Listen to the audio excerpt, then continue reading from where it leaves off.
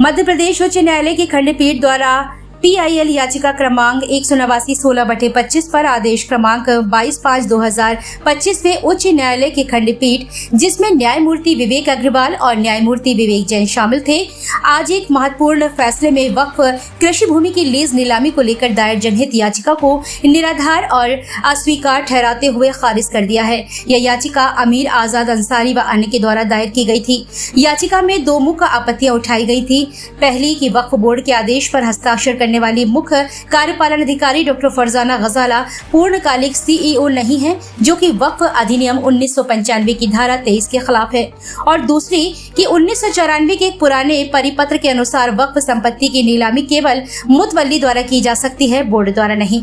इन दोनों दलीलों को पूर्णतः निराधार मानते हुए कहा कि वैसे तो याचिकाकर्ता के वकील ने अस्थायी शब्द से खेलने की कोशिश की, मगर अस्थायी यानी टेम्परेरी या फॉर द टाइम बीइंग को सही संदर्भ में पढ़ा जाए तो डॉक्टर फरजाना गजल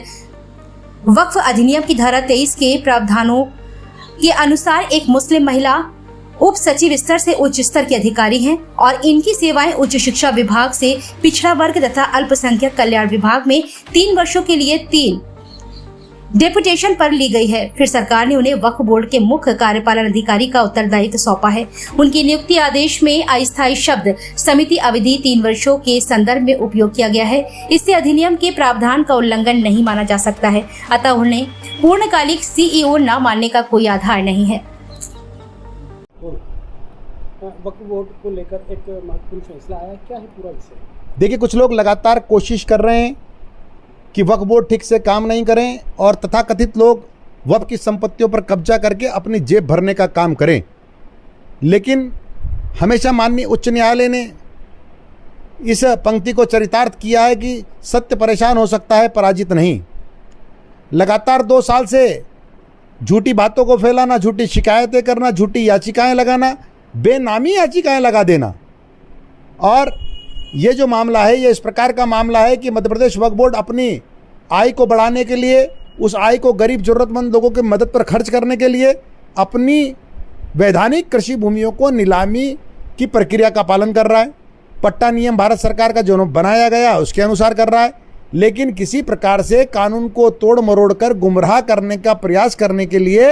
यह याचिका 18/916 नंबर 2025 जो PIL के रूप में जबलपुर हाई कोर्ट में दाखिल की गई थी, डबल बेंच ने इसका फैसला दिया है और ये कहा है कि मध्य प्रदेश वक्फ बोर्ड जो अपनी कृषि भूमियों की नीलामी कर रहा है वो पूरी तरह वैधानिक है और आपकी जो PIL है, जो याचिका है, इसका कोई आधार नहीं है। साथ ही ये भी कहा है कि जो मध्य प्रदेश शासन ने मध्य प्रदेश वक्फ बोर्ड के लिए CEO नियुक्त किया है, CEO की पदस्थापना की है,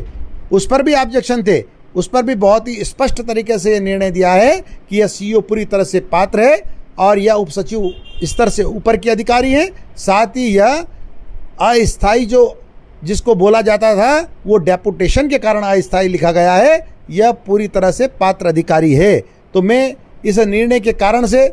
हमारे जो वैधानिक कार्य है उनको एक सर्टिफिकेट मिलता है, उनको प्रमाणीकरण मिलता है। मैं धन्यवाद ज्ञापित करता हूँ माननीय उच्च न्यायालय का और स्वागत करता हूँ, इस निर्णय का अभिनंदन करता हूँ। और ऐसे निर्णय से हमारा उत्साह, हमारी ताकत बढ़ती है और हम और गति से समाज हित में काम करना जारी रखेंगे, इसकी गति को और बढ़ाएंगे। परोपकार और जनकल्याण के कार्यों के लिए ही ये लोगों ने संपत्तियां अपनी वक्फ की है। हम वाकिफ की मंशा के अनुसार अर्थात दानदाता की इच्छा के अनुसार अपना काम